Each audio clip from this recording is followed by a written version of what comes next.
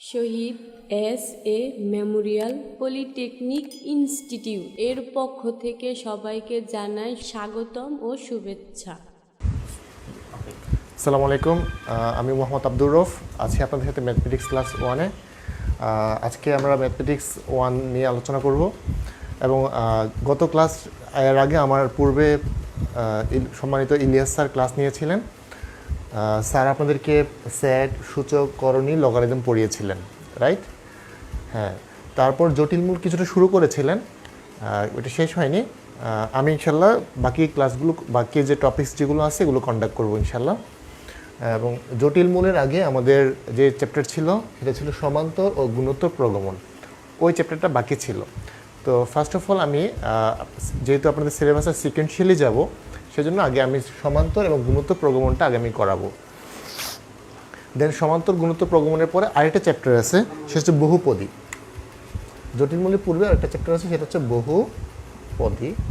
তো বহুপদীটা করানোর পরে দেন জটিল মূলটা, যদিও ইলিয়াস স্যার জটিল মূল কিছু টাচ করেছিলেন, আমি আবার শুরু থেকে জটিল মূলটা আবার করাবো ইনশাল্লাহ।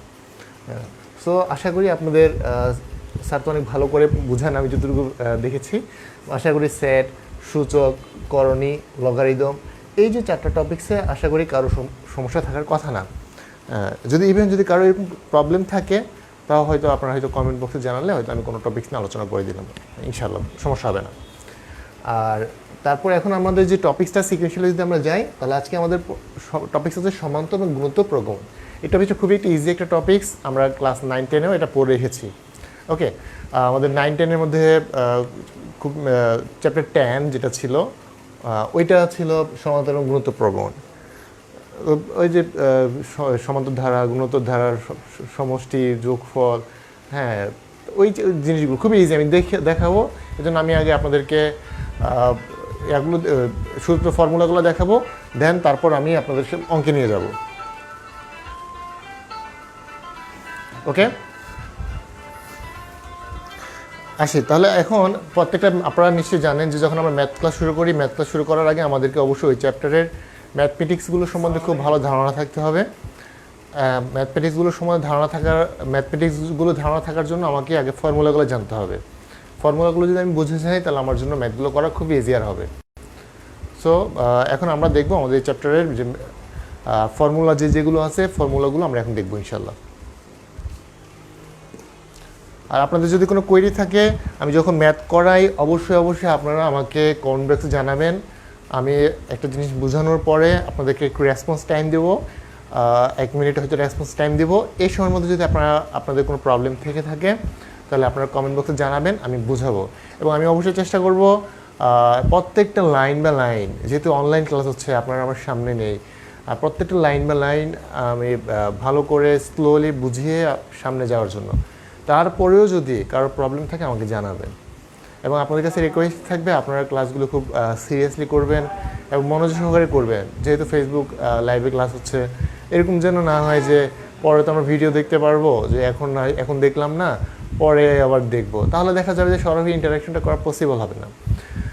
সো আপনারা যেটা করবেন, সিরিয়াসলি একবার চেয়ার টেবিলে বসে, যেরকমভাবে আপনারা ইন পারসন ক্লাস করেন, ওই বসে খাতা কলম নিয়ে স্যার যেটা করান সেই খাতার মধ্যে করা। হ্যাঁ, এবং আমি এটা করার পরে এরকম না যে আমি করলাম খাতে আমি মুছে ফেলবো, হ্যাঁ, এরকম না। হ্যাঁ, আমি করানোর পরে একটু সময় দেবো, আপনারা যদি আপনি তোলার জন্য সময় দেবো, ঠিক আছে? ওকে, সো আশা করি আপনারা মাঝে সব পুরো অঙ্কটা আমার সাথে আপনারা বোর্ডে তুলবেন। আমি প্রত্যেকটা অঙ্ক করার আগে অবশ্যই আগে আমার কোয়েশ্চেন, যে অঙ্ক আছে অঙ্কের কোয়েশ্চেনটা বোর্ডের মধ্যে লিখবো, দেন অঙ্কটা করব। এবং অঙ্ক করার সময় আমি যদি করাতে বুঝাই, অনেক সময় দেখা যায় যে অনেক কনসেন্ট্রেশন দিতে পারে না। এই জন্য আমার যে স্ট্র্যাটেজি, যেটা আমরা আরও ক্লাস নিয়েছি, ওইখান থেকে যেটা আমাদের এক্সপিরিয়েন্স, যেটা যখন আমরা অঙ্ক করি, স্টুডেন্ট যদি অঙ্কটা সাথে করে ফেলে, দেন অঙ্ক করার পর দেন যদি আমি এটা বুঝিয়ে দিই, তাহলে সহজ। দেখা যাচ্ছে আমি অঙ্ক করতেছি, স্টুডেন্টও সাথে করতেছে, সাথে এক লাইন করে বুঝিয়ে দিচ্ছি, তাহলে স্টুডেন্ট কি সে অঙ্ক বুঝবে না অঙ্ক সে নোট তুলবে? হ্যাঁ, তো এটা দেখা যায় যে অনেক কিছু স্কিপ হয়ে যায়, অনেক ল্যাগ হয়। হ্যাঁ, সো এই জন্য আমি যেটা করব, আমি ফার্স্ট অফ অল আমি প্রশ্নটা তুলব, প্রশ্ন তোলার পর প্রশ্নটা বুঝিয়ে দেব, হ্যাঁ, প্রশ্নটা বুঝিয়ে দেওয়ার পর আপনারাও প্রশ্নটা তুলবেন, তারপর আমি অঙ্কটা হয় হাফ পোর্শন আমার বোর্ডে যতটুকু জায়গা নেই আমি অতটুকু অঙ্কটাকে করব। আপনার সাথে সাথে ওই মুহূর্তে আপনারা বসে থাকবেন না, আপনারাও ওই মুহূর্তে আমার সাথে সাথে অঙ্কটা তুলে আপনাদের নিজেদের খাতায় করবেন, রাইট? দেন তারপর আমার যখন আপনাদের যখন তোলা হয়ে যাবে, আমার যখন লেখা হয়ে যাবে, দেন আমি অঙ্কটা বুঝিয়ে দেব। ঠিক আছে? তাহলে আশা করি আপনারা খুব সহজে অঙ্কটা ধরতে পারবেন।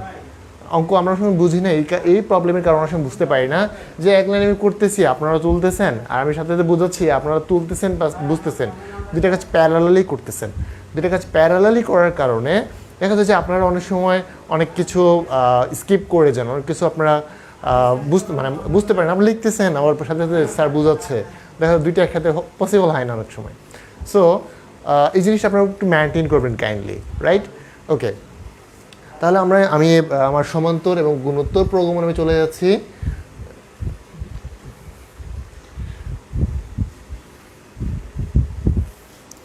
এবং ম্যাথমেটিক্সে খুবই ভাইটাল একটা সাবজেক্ট। আপনারা এখন যারা ফার্স্ট সেমিস্টারে আছেন তারা ম্যাথমেটিক্স 1 পড়ছেন, সেকেন্ড সেমিস্টারে ম্যাথমেটিক্স 2 আছে, তারপর ম্যাথমেটিক্স 3 আছে, রাইট?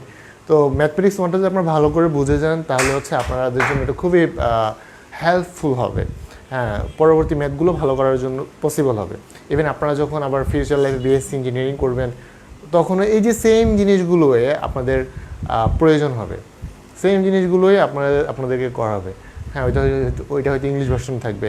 মজার বিষয় হচ্ছে যে ম্যাথমেটিক্স মানে যে আপনারা জটিল মূল, সেট, করণী, সূচক, লগারিদম এগুলো করছেন। আপনারা যখন পাস করাবার যদি অনেকে ডুয়েটে অ্যাডমিশনের জন্য আসবেন, তো ডুয়েটে অ্যাডমিশনের মধ্যেও এই সিলেবাসগুলি আছে। এই যে ট্রিকোনোমিতি আপনারা করবেন, তারপর হচ্ছে নেক্সট সেমিস্টার হয়তো ইন্টিগ্রেশন, ডিফারেন্সিয়েশন করবেন, হ্যাঁ, অ্যালজেব্রা, জিওমেট্রি, এই প্রত্যেকটা টপিকস আবার আপনারা যখন হয়তো পাবলিক ইউনিভার্সিটির জন্য অ্যাডমিশন টেস্ট দেবেন, ওই অ্যাডমিশন টেস্টের জন্য এই জিনিসগুলো আবার করতে হবে। সো এখন যদি ভালো করে আইডিয়া নিয়ে নেন, ভালো করে যদি আপনারা ক্যাপচার করে নিতে পারেন, so it will be more beneficial for you, right? So আমি চলে আসি আমাদের মূল টপিক্সে। সো আপনাদের আবারও আমি রিকোয়েস্ট করছি আপনারা অবশ্যই একটু বিসিএস, হ্যাঁ, একটু সিরিয়াসলি ক্লাসটা করুন, এবং যদি কোনো প্রবলেম থাকে প্লিজ শেয়ার উইথ মি, ওকে? আপনাদের কমেন্ট বক্স খোলা আছে, কমেন্ট বক্সে আমাকে কমেন্ট করে জানাবেন, এবং আমি কিছুক্ষণ পর আপনাদের কমেন্টগুলো চেক করব, ওকে?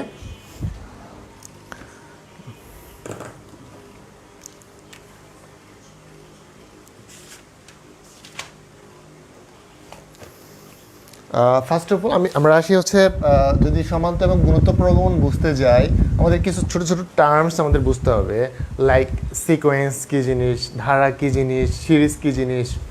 এই যে দুইটা জিনিস এবার কমন, হ্যাঁ।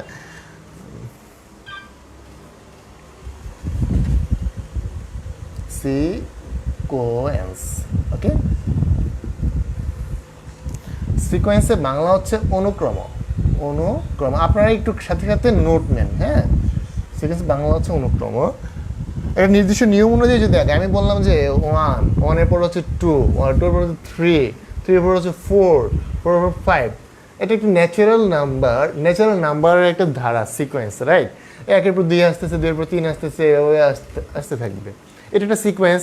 আমি যদি বলি যে আবার অড নাম্বারের সিকোয়েন্স লেখেন, মানে বিজোড় সংখ্যার সিকোয়েন্স, এটা কিন্তু সিকোয়েন্স হবে। আমি যদি বলি শুধু 1কে নিব, odd number, sequence of odd number mean আমি শুধু 1 লিখলাম, 2 লিখবো না, যেহেতু 2 ইজ নট অড নাম্বার, বিজোড় সংখ্যা। 2 হচ্ছে ইভেন নাম্বার। সো আমি কি করতে পারবো না? I can not take the 2, 4 and all even number, right? So what will be our next number? Our next number will 3 and 5, 3, 5, 7, 9. এগুলো হচ্ছে, এটা একটা সিকোয়েন্স।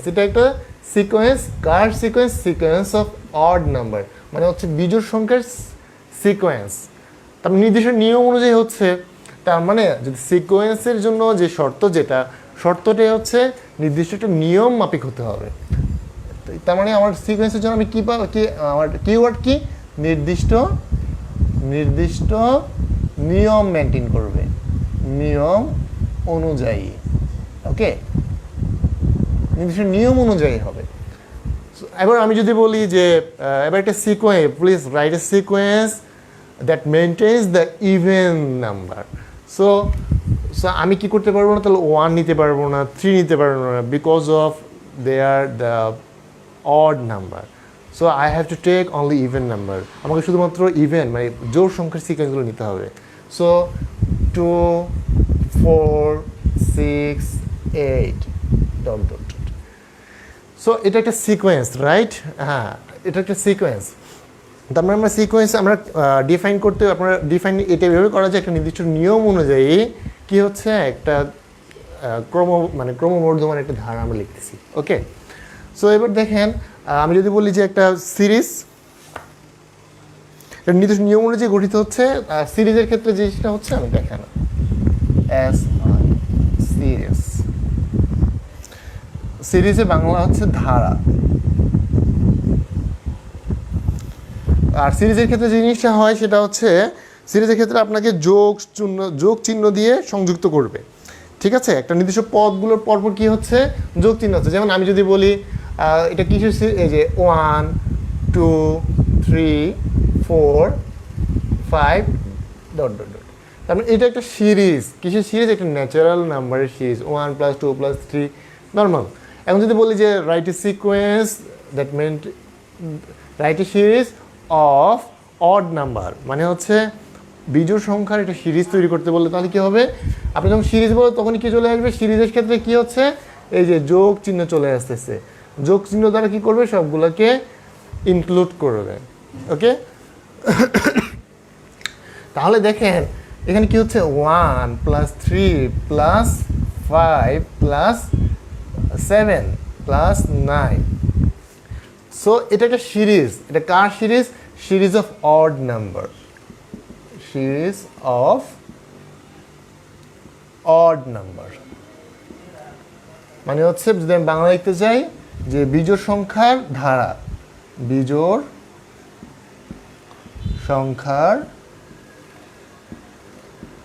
সংখ্যার ধারা, রাইট? এখন যদি বলি যে 2 + 4 + 6 + 8, খুবই ইজি বিষয়, যেহেতু এখন আমাদের ক্লাস আপনাদের ইনিশিয়াল অবস্থায় আমি কনসেপশন ক্লিয়ার করার জন্য বেসিক জিনিসগুলো আলোচনা করছি। খুবই ইজি ম্যাটার, আমি জানি। আমি গেস করতেছি যে আপনারা এগুলো জানেন, তারপর আমি আলোচনা করছি। আর যদি তারপরও যদি হ্যাঁ এরকম হইতে পারে, অনেকে এগুলো হয়তো প্রথম শুনেছি বা এভাবে আগে কোনো চিন্তা করিনি, এটা তো খুব ইজি বিষয়, কিন্তু আগে এভাবে চিন্তা করিনি, আরেকটু যদি আরেকটু ক্লিয়ারের জন্য যদি কোনো কোয়েশ্চেন থাকে আপনারা করতে পারেন কমেন্ট বক্সে। তার মানে এটা হচ্ছে 2 4 6 8। সো এটা হচ্ছে কি? এটা হচ্ছে সিরিজ অফ ইভেন নাম্বার বা জোড় সংখ্যার ধারা, জোড় সংখ্যার ধারা, রাইট? তার মানে আমরা বুঝতে পারলাম আশা করি সিকোয়েন্স কি জিনিস আর সিরিজ কি জিনিস, অনুক্রম কি জিনিস আর ধারা কি জিনিস। এটা নির্দিষ্ট নিয়ম অনুযায়ী হচ্ছে। আর এই যে নিয়ম অনুযায়ী যে সিকোয়েন্সগুলো হচ্ছে, সিকোয়েন্সের মাঝে যখন আমি প্লাস দিয়ে দিচ্ছি, প্লাস চিহ্ন দ্বারা যোগ করতেছি, দ্যাটস ট্রান্সফর্ম ইনটু সিরিজ। ওকে, এর মাঝে যদি কোনো প্রবলেম থাকে আপনারা আমাকে জানাতে পারেন, আমি আপনাদেরকে সময় দিলাম। প্লিজ আপনাদের যদি কোনো প্রবলেম থাকে কমেন্ট করেন।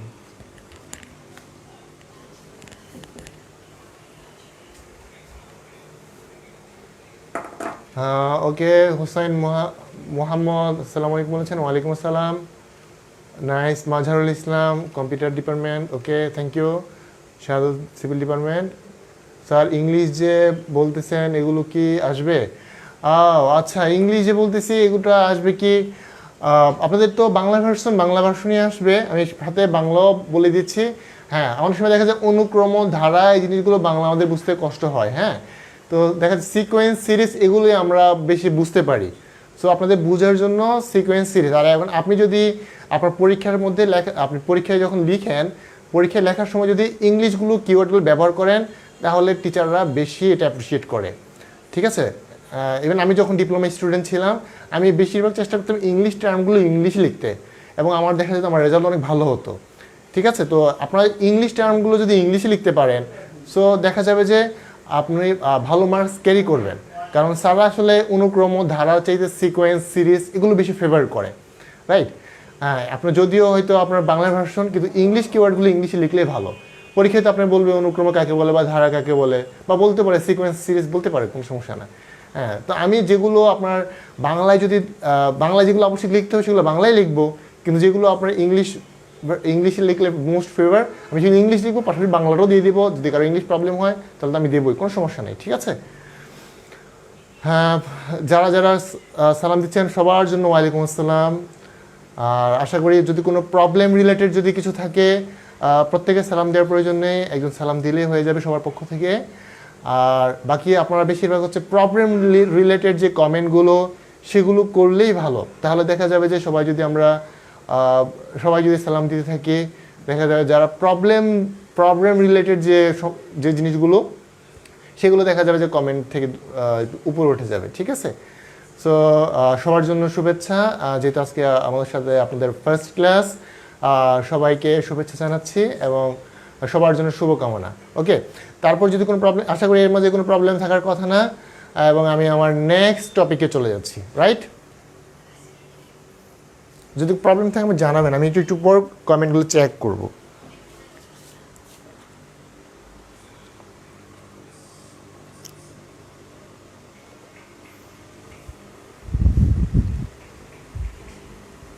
আশা করি এটা আপনারা তুলেছেন। আপনারা আমি বারবার রিকোয়েস্ট করতেছি, আপনারা হচ্ছে খাতা কলম নিয়ে বসবেন, খাতা কলম নিয়ে বসে এই জিনিসগুলো নোট আউট করবেন।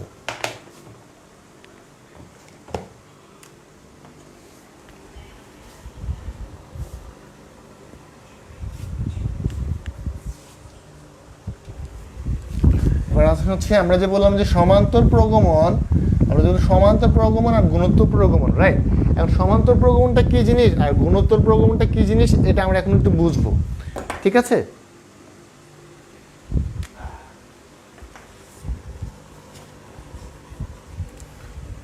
সমান্তর প্রগমন,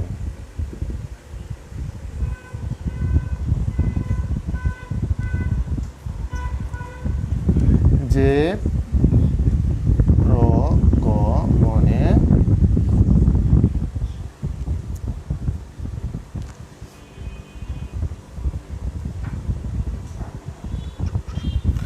এটাকে ইংলিশে বলা হয় arithmetic progression. Arithmetic progression arithmetic progression মানে হচ্ছে সমান্তর প্রগমন।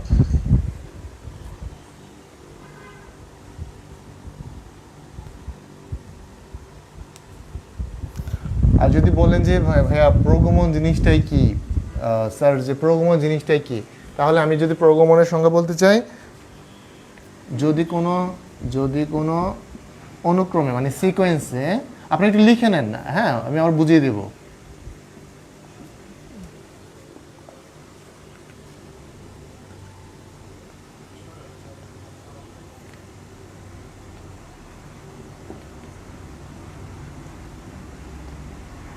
পথ, যদি কোনো অনুক্রমের প্রত্যেকটি পথ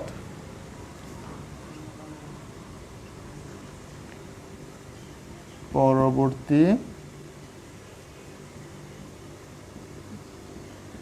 পদের সাথে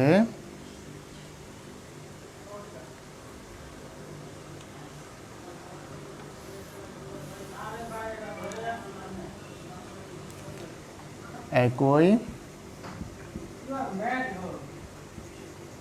গাণিতিক নিয়মে সংশ্লিষ্ট হয়,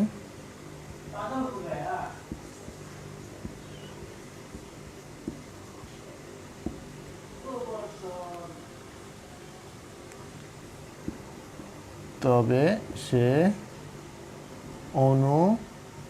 অনুক্রমকে প্রগমন বলে।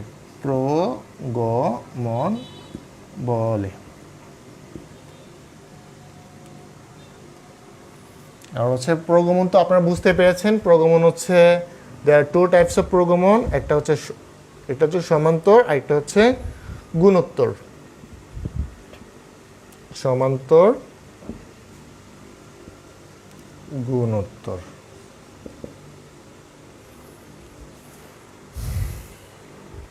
2 5 8 11 14। আচ্ছা, একটু খেয়াল করি, আমি একটু আগে আপনাদের সিকোয়েন্স বুঝিয়েছিলাম আর হচ্ছে ধারা বুঝিয়েছিলাম। সিকোয়েন্সের ধারা বোঝানোর অর্থ এই জন্যই বুঝিয়েছিলাম। এখন আমি যদি বলি যে এই যে একটা ভ্যালু লিখলাম আমি এখানে, এটা আসলে কি? এটা কি সিকোয়েন্স না ধারা? দেখি আপনারা কমেন্ট করেন তো দেখি। আমি যেটা এটা লিখলাম, এটা কি সিকোয়েন্স না ধারা? দেখি কার মনে আছে, দেখি দেখি কমেন্ট করেন, আমি কমেন্টগুলো চেক করতেছি।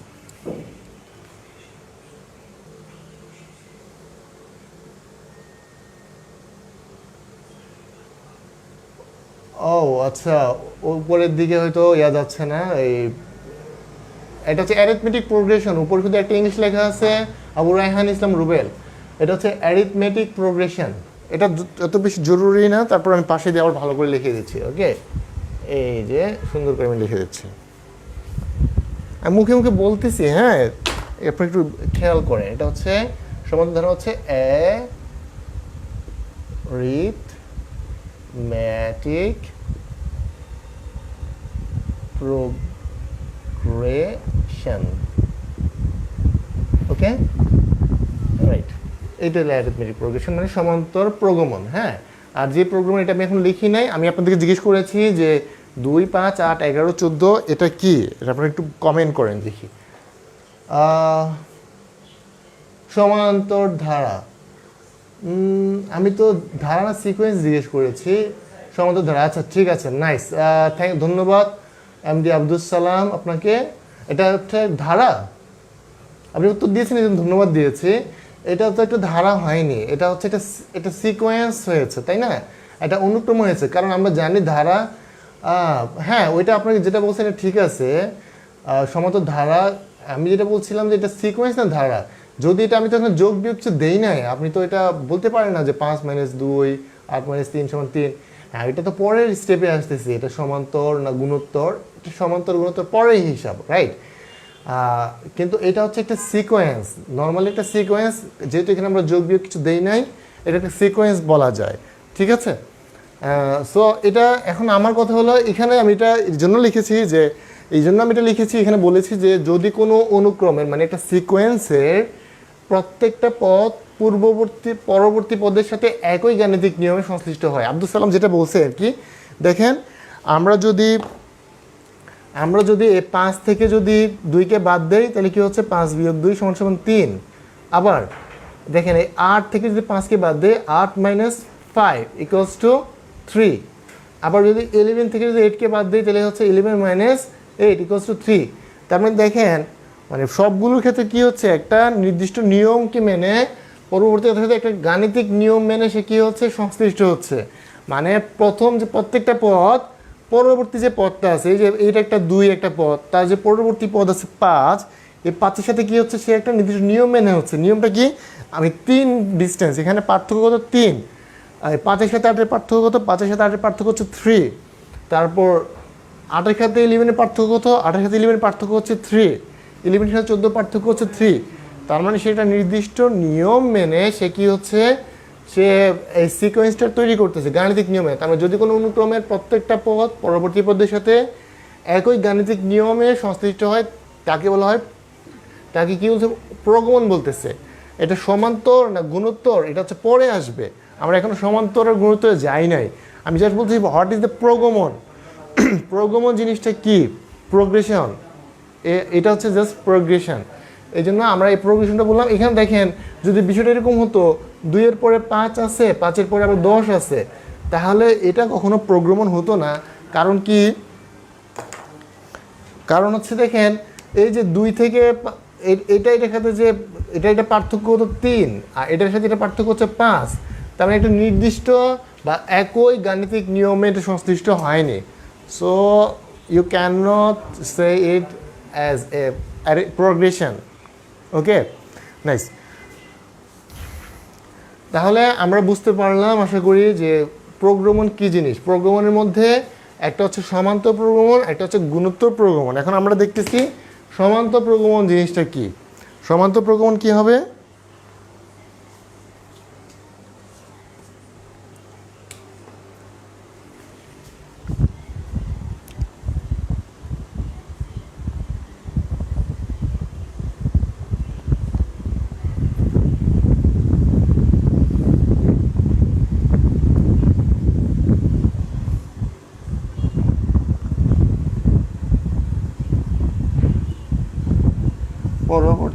পদ পদের অন্তর সর্বদা একই থাকে, সর্বদা একই থাকে।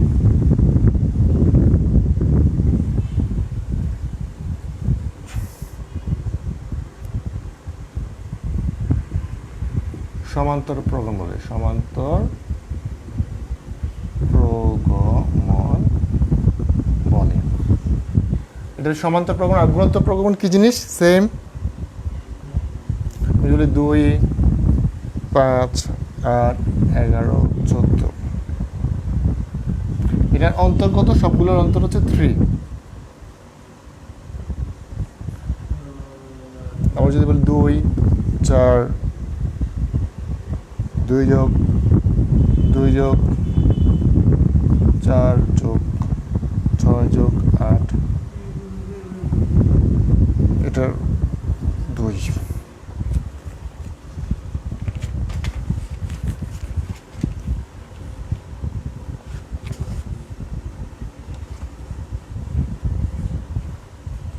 আর যদি গুণোত্তর প্রগমন, আপনারা একটু কাইন্ডলি এটা খাতার মধ্যে লিখেন, বসে থাকিয়েন না। হ্যাঁ, গুণোত্তর প্রগমন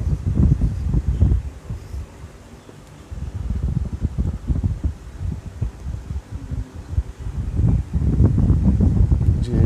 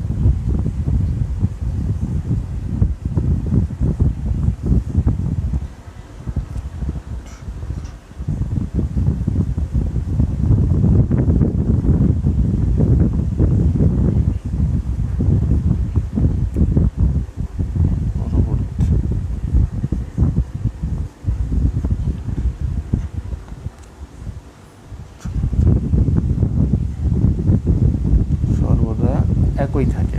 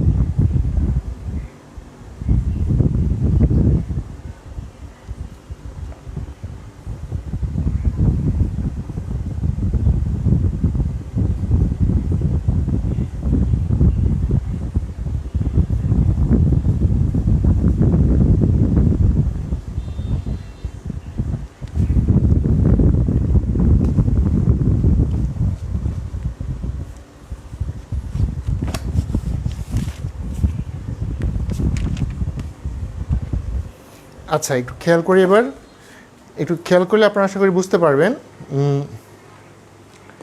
এখানে আমরা যেটা করেছি যে প্রথমে তো আমি প্রগমন জিনিসটা কি সেটা নিয়ে আলোচনা করেছি, আশা করি এটা বুঝতে পেরেছেন। আর দেয়ার 2 টাইপস অফ প্রগমন, একটা হচ্ছে সমান্তর আর একটা হচ্ছে গুণোত্তর। আর একটা হচ্ছে সমান্তর প্রগমনের যে জিনিসটা হচ্ছে যে প্রগমনে কোনো পদ আর পরবর্তী পদের অন্তর সর্বদা কি একই থাকে। যেমন আমি বললাম যে এটা সাধারণ অন্তর, এটা কি সাধারণ অন্তর, সাধারণ অন্তর। তার মানে সাধারণ অন্তর কি হচ্ছে? একই। দেখেন এই যে 5 থেকে 2 গেলে 3, 8 থেকে 5 গেলে 3, 11 থেকে 8 গেলে 3। তার মানে এটা যে অন্তর সর্বদা একই। যেমন এই যে একটা আমি এটা একটা সিকোয়েন্স লিখেছিলাম আর এটা একটা ধারা, দুই ক্ষেত্রেই হচ্ছে। দেখেন এখানে হচ্ছে 4 থেকে যদি 2 দেই তাহলে কত হচ্ছে 2 যাচ্ছে। পরবর্তী পদ কি আছে 6, 6 থেকে 4 গেলে কত থাকে 2 থাকতেছে। 8 থেকে 6 গেলে কত থাকতেছে 2 থাকতেছে। তার মানে সাধারণ অন্তর সর্বদা একই রয়েছে, সাধারণ অন্তর সর্বদা একই। আর গুণোত্তর প্রগমনের থেকে ক্ষেত্রে কি হচ্ছে, যে প্রগমনে কোনো পদ ও পরবর্তী পদের অনুপাত সর্বদা একই থাকে তাকে গুণোত্তর প্রগমন বলে। এখন এটা অনুপাত, এখানে কিওয়ার্ড হচ্ছে অনুপাত আর এখানকার কিওয়ার্ড হচ্ছে অন্তর। এখানে কি হচ্ছে অনুপাতটা একই থাকতেছে। দেখেন আমি যদি অনুপাত বলতে এখানে ডিভাইডেশন করি, এই যে 2কে যদি 1 দিয়ে ভাগ দেই তাহলে হচ্ছে 1, 4কে যদি 2 দিয়ে দেই, 2কে যদি এটাকে 2কে যদি 1 দিয়ে দিই 2, 4কে যদি 2 দিয়ে দেই 2, 8কে যদি 4 দিয়ে দেই 2, 16কে যদি 8 দিয়ে দেই 2। তার মানে এই যে সাধারণ অনুপাত কত 2, এটাকে বলা যায় সাধারণ অনুপাত। সাধারণ অনুপাত। তার মানে দেখেন সাধারণ অনুপাত কত 2, এটা প্রত্যেক ক্ষেত্রে কি আসতেছে 2ই আসতেছে। আবার এই যে এখানে একটা ধারা লেখা আছে, 6কে যদি 3 দিয়ে দেয় 3 হবে, আবার 12কে খেয়াল করি 2 হবে, সরি 6কে যদি 3 দিয়ে দেয় 2 হবে, 6কে যদি 12কে যদি 6 দিয়ে দেয় 2 হবে, 24কে যদি 2 দিয়ে 12 দিয়ে দেয় 2 হবে। তার মানে এইটা আর এটার অনুপাত, এটা এবং এটার অনুপাত, এটা এবং এটার অনুপাত একই থাকতেছে, সবসময় 2ই থাকতেছে, রাইট। তার মানে সাধারণ অনুপাত কি হচ্ছে 2ই থাকতেছে। তার মানে এটার সমান্তর ধারার ক্ষেত্রে কি হচ্ছে সাধারণ অন্তর একই থাকবে, আর গুণোত্তর ধারার ক্ষেত্রে কি থাকতেছে, মূল কিওয়ার্ডটা আবার বলতেছি খেয়াল করি প্লিজ। সমান্তর প্রগমনের ক্ষেত্রে কি হচ্ছে সাধারণ অন্তর একই থাকতেছে, আমি আবার বলতেছি সাধারণ অন্তর একই থাকে। আর গুণোত্তর প্রগমনের ক্ষেত্রে যে জিনিসটা থাকে সাধারণ অনুপাত একই থাকে। আবার বলতেছি সাধারণ অনুপাত একই থাকে গুণোত্তর প্রগমনে, এবং সাধারণ অন্তর একই থাকে সমান্তর প্রগমনে। That's it. যদি এর মাঝে কোনো প্রবলেম থাকে আপনারা আমাকে কমেন্ট করে জানান, আমি কমেন্ট চেক করতেছি।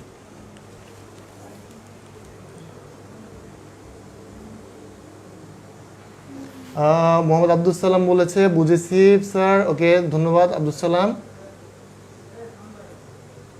আর যদি কোনো প্রবলেম থাকে শেয়ার করতে পারেন।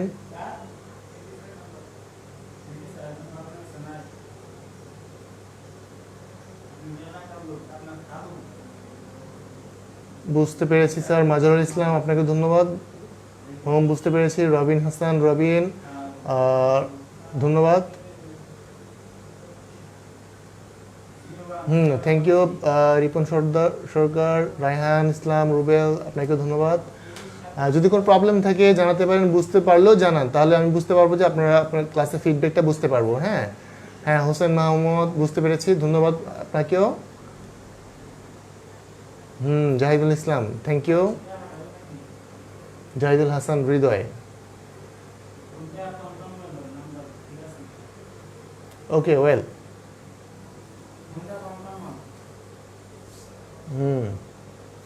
সাগর, হ্যাঁ এটা আসলে অনেক সহজ। হ্যাঁ বুঝতে পারলে অনেক সহজ, না বুঝতে পারলে তো অনেক কঠিন।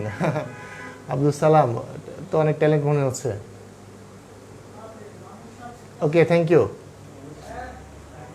আব্দুল সালাম কোন ডিপার্টমেন্টে আপনি?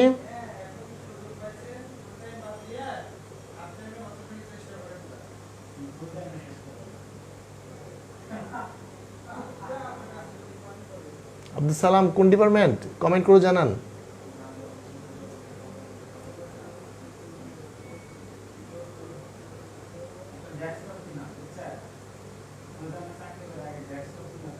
ওকে ঠিক আছে তাহলে। হ্যাঁ সিভিল, নাইস, ঠিক আছে।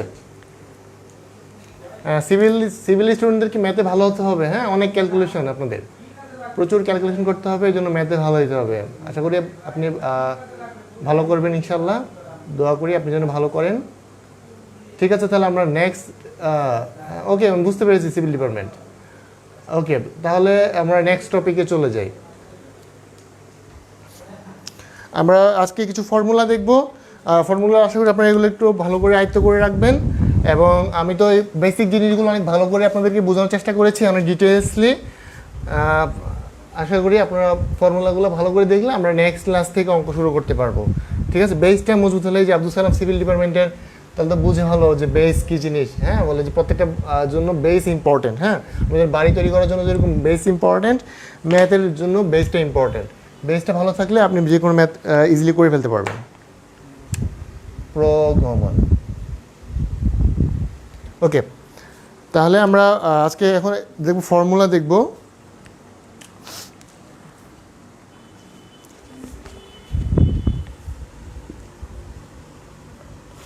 ওদের সময় প্রায় শেষ হয়ে এসেছে।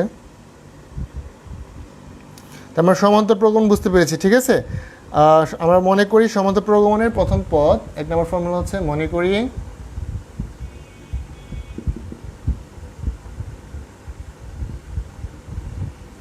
সমান্তর, ওই যে আমরা যে একটা সিকোয়েন্স লিখেছিলাম, এটা যে প্রথম যে পদ আছে ওই পদটা সমান্তর প্রগমনের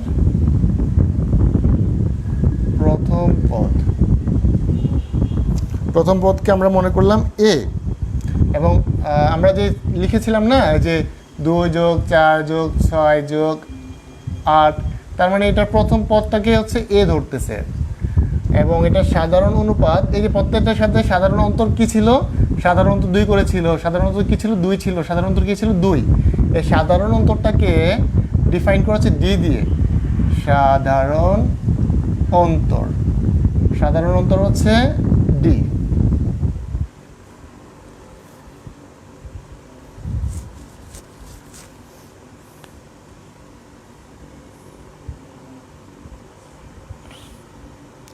আর পদ সংখ্যা হচ্ছে কতটা পদ আছে, পদ সংখ্যা n, পদ সংখ্যা হচ্ছে n দিয়ে ডিফাইন করা হয়।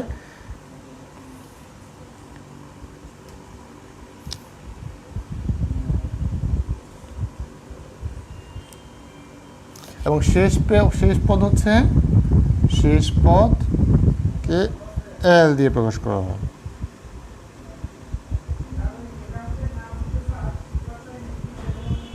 তাহলে শেষ পদ এল যদি হয়, এই এল সমান কি বের করা হয়, আমি যদি শেষ পদটা বের করতে চাই, L equals to A plus n minus 1 into D.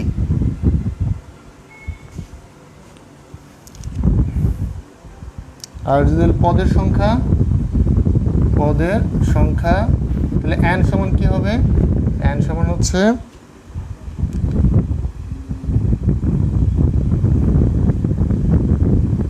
n equals to কি হবে, আপনি হচ্ছে l মাইনাস এ, এটা কি পাশে নিয়ে আসেন, l minus A divided by D plus 1। এটা ক্যালকুলেশন করলে এটা চলে আসবে।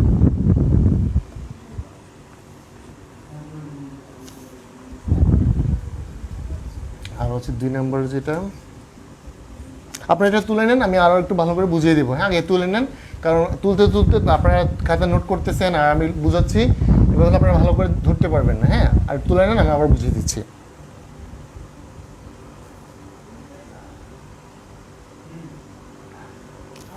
আর হচ্ছে সমষ্টিকে আমরা সাধারণত সমষ্টি, এই জিনিসগুলো কমন থাকবে, এটার জন্য। আর সমষ্টিকে আমরা সমষ্টিকে আমরা এস এন দ্বারা সূচিত করি। সমষ্টিকে এস এন দ্বারা কী করা হয়, সূচিত করা হয়, এস এন দ্বারা সূচিত করা হয়।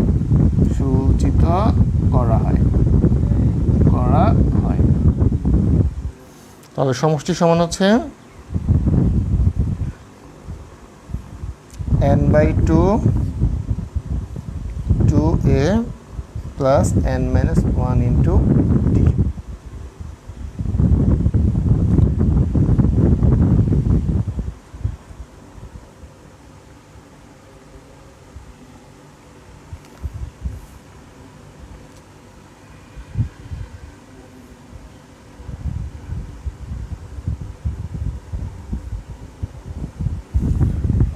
আর এটা হচ্ছে সমান্তর মধ্যকটা, আমি পরে আলোচনা করছি, এটা কালকে আলোচনা করব। আচ্ছা, এবার দেখুন, এগুলো আসলে অনেক ডেরিভেশন করে আনা যায়, কিন্তু আমাদের ডেরিভেশনটার প্রয়োজন নেই। হ্যাঁ, পরীক্ষার মধ্যে এগুলো ডেরিভেশন আসে না, শুধু ফর্মুলাটা অ্যাপ্লাই করে ম্যাথটা করতে হয়, রাইট। সো দেখেন, আমরা যেটা বলছিলাম যে আমরা এটা এই যে একটা ধারা আমরা এটা একটা আমাদের সমান্তর প্রগমন ছিল 2 4 6 8 এরকমভাবে ছিল। এটা প্রথম পদটা হচ্ছে আমাদের 2 আর এটাকে আমরা বলতেছি এ। সাধারণত হচ্ছে ডি, মানে যে একটা থেকে একটা যে অন্তর যেগুলো আছে সেগুলোকে বলা হয় একটা কমন একটা অন্তর ছিল, আমি দেখিয়েছিলাম একটু আগে ডিটেলসলি, সেটাকে বলে আমরা ডি ধরলাম। আর পদ সংখ্যা হচ্ছে এন, এখানে কতটা পদ আছে, পদ সংখ্যা হচ্ছে এন, আর শেষ পদ হচ্ছে এল।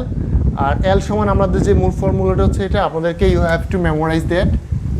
আমার পরীক্ষার মধ্যে এটাই বের করতে হয়, এই সূত্রটা অ্যাপ্লাই করে A plus N minus one into D. আর পদের সংখ্যা বের করার জন্য আমাকে যেটা করতে হবে, এটা থেকে আমরা ডেরিভেশন করে পাই L minus A divided by D plus one, right. আর এখানে হচ্ছে সমষ্টিকে এস এন দ্বারা সূচিত করা হয়, আর এস এন হচ্ছে N by two A plus N minus one into D, right. So এখানে যে আমাদের যে দুটো ফর্মুলা আছে, আশা করি এই ফর্মুলাগুলো আপনারা ভালো করে আয়ত্ত করবেন। আর আজকে আমাদের ক্লাস প্রায় শেষ। সো এই জন্য আপনারা এটা দেখেন এবং আজকে যা পড়িয়েছি সেটাও ভালো করে দেখুন। আর যদি এর মধ্যে কোনো প্রবলেম থাকে আমার সাথে শেয়ার করুন, আমি আপনাদেরকে 1 মিনিট রেসপন্স টাইম দিলাম শেয়ার করার, কমেন্ট করার জন্য। আর যদি কোনো কমেন্ট না থাকে তাহলে আল্লাহ হাফেজ। নেক্সট ক্লাসে আগামী শনিবার ইনশাল্লাহ দেখা হবে। এবং আপনাদের এই ক্লাস নিয়ে যদি কোনো প্রবলেম থাকে আমি প্রথম প্রবলেমগুলো দেখব, দেন হচ্ছে এবং সূত্র, আশা করি সূত্রগুলো এবং আমি যে আপনাদেরকে প্রগমন বুঝিয়েছি, সমান্তর প্রগমন, গুণোত্তর প্রগমন, সিকোয়েন্স, তারপর হচ্ছে ধারা, সিরিজ, এই বিষয়গুলোর সম্বন্ধে আপনারা ভালো করে ক্লিয়ার কনসেপশন নিয়ে আসবেন। আর আমরা আশা করি নেক্সট ক্লাসে এই রিলেটেড ম্যাথগুলো দেখবো ইনশাল্লাহ, রাইট। ওকে, থ্যাংক ইউ, আসসালামু আলাইকুম।